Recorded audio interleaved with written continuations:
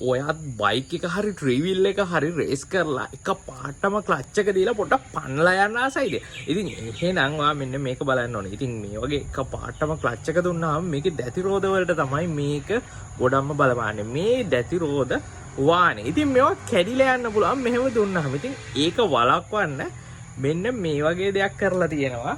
Clutch plate වලට. ඉතින් මේ තියෙන ක්ලච් ගෙඩිය. ඉතින් මේ ක්ලච් ගෙඩිය තියෙනවා මෙන්න මේ ඩෑම්පර් කියලා මෙන්න මේ වගේ රබර් කෑලි සෙට් එකක්. ඉතින් මේ රබර් කෑලි සෙට් එකෙන් තමයි ඔයාලා එක පාටම ක්ලච් එක දුන්නොත් එහෙමත් නැත්නම් ඔයාගේ අතින් ක්ලච් එක අතෑරුණොත් මෙන්න මේ වගේ රබර් එකකින් ඒ ප්‍රෙෂර් එක උරා ගන්නවා. ඒ කියන්නේ උරාගෙන තමයි මේක දෙන්නේ. ඉතින් ඔයා නිතර මේ වගේ දෙයක් කරොත් ඔයාගේ මේ ඩෑම්පර් සෙට් එක තැලිලා සවුත් වෙලා යනවා. ඉතින් එහෙම වුණාම තමයි ඔයාගේ බයික් එකේ එන්ජින් එකෙන් එහෙම නැත්නම් ඔයාගේ වීල් එකේ එන්ජින් එකෙන් පුංචි සද්දයක් එනවා. මේක ක්ලච් එක අල්ලපුවාම ටිකක් අඩු වෙනවා. ඉතින් එහෙනම් ඔගේ වෙලා තියෙන්නේ මෙන්න මේ වගේ ඩෑම්පර් ගිහිල්ලා තියෙන. ඉතින් ඔයාලට පුළුවන් මේකේ මේ පුංචි රිවර්ට් සෙට් එකක් තියෙනවා. මෙන්න මේ වගේ රිවර්ට් සෙට් එකක්.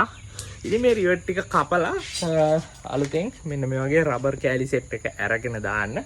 එහෙමත් නැත්නම් ඉතින් ඔයාට මේ වගේ සම්පූර්ණ ක්ලච් ගෙඩියක් පිටින් දාන්න පුළුවන්. ඉතින් මේ වගේ ලොකුවටම ක්ලච් ගෙඩිය පිටින් දාන්න ඕනේ නැහැ. මේකේ මෙන්න මේ ඩෑම්පර් ටික ගහන්න පුළුවන්. ඒ කියන්නේ මේ බොහොම සරලව මේක එහෙම පට්ටල් වලට යන්න එහෙම ඕනේ නැහැ. සාමාන්‍ය විදිහට මේ රිවර්ට් එක ගහන්න පුළුවන්.